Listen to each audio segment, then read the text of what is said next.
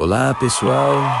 Sejam bem-vindos ao nosso canal. Hoje, vamos fazer uma viagem no tempo para entender algo fundamental.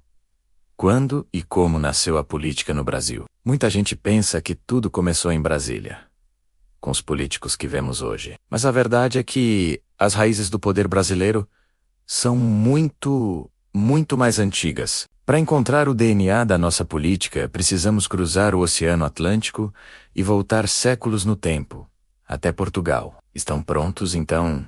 Vamos desvendar essa história juntos? Tudo começa no período colonial. Por mais de 300 anos, o Brasil não era uma nação, mas uma posse de Portugal. E o que isso significava na prática? Significava que todo o poder estava concentrado em uma única pessoa. O rei de Portugal era um poder absoluto, que vinha de Lisboa e atravessava o oceano. Aqui, na colônia, esse poder era exercido por figuras nomeadas diretamente pela coroa, como os captos moris e os governadores gerais. Eles eram os olhos e os braços do rei em terras brasileiras, com a missão de administrar, cobrar impostos e garantir que a riqueza daqui, como o ouro e o açúcar, fosse enviada para a metrópole.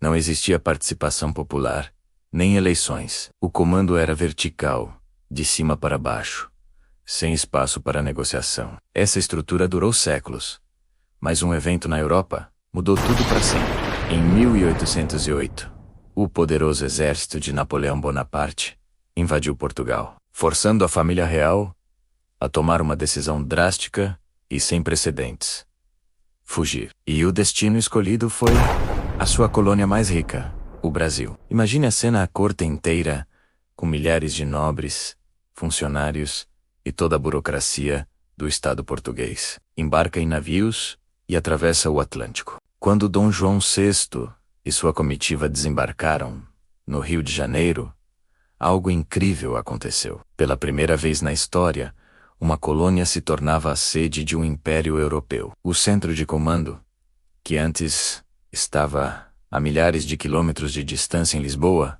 foi transferido para o coração do Brasil. O jogo virou completamente. Com a chegada da corte, o Rio de Janeiro e o Brasil passaram por uma transformação radical. Para governar o império a partir daqui, Dom João precisou recriar toda a estrutura do Estado português em solo brasileiro. Foram criados ministérios, tribunais de justiça e o primeiro banco do país, o Banco do Brasil. A vida cultural também floresceu, com a criação da Biblioteca Real, do Jardim Botânico e da imprensa régia, que permitiu a circulação dos primeiros jornais. Essa modernização forçada fez nascer uma elite local, formada por brasileiros e portugueses, que começou a ocupar cargos importantes na administração e a aprender, na prática, como se exerce o poder. Foi nesse momento que o Brasil deixou de ser apenas um lugar de exploração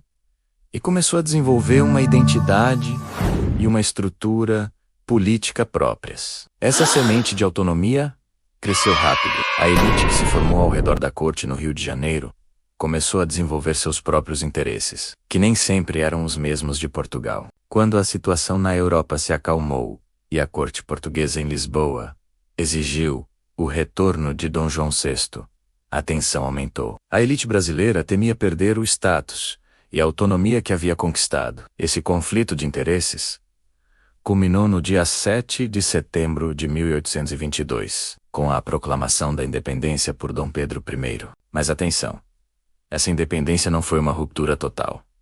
Não foi criada uma república do zero. Na verdade, foi uma transição de poder dentro da mesma família. O comando saiu das mãos do rei de Portugal e passou para as mãos do filho dele, que se tornou o primeiro imperador do Brasil. O império manteve a estrutura centralizada e a forma de governo monárquica. E é aqui que conectamos o passado com o presente. O DNA da política brasileira foi moldado nesse processo. A tradição de um poder forte e centralizado, que começou com o rei em Portugal e passou para o imperador no Rio de Janeiro, deixou marcas profundas. A ideia de uma elite política que governa de forma um tanto distante do povo também tem raízes nesse período. Embora hoje Vivamos em uma república democrática, muitos dos desafios e características da nossa política, como o centralismo e as complexas relações de poder, podem ser compreendidos ao olharmos para essa história. A política brasileira não nasceu ontem. Ela é o resultado de uma longa jornada que começou do outro lado do oceano.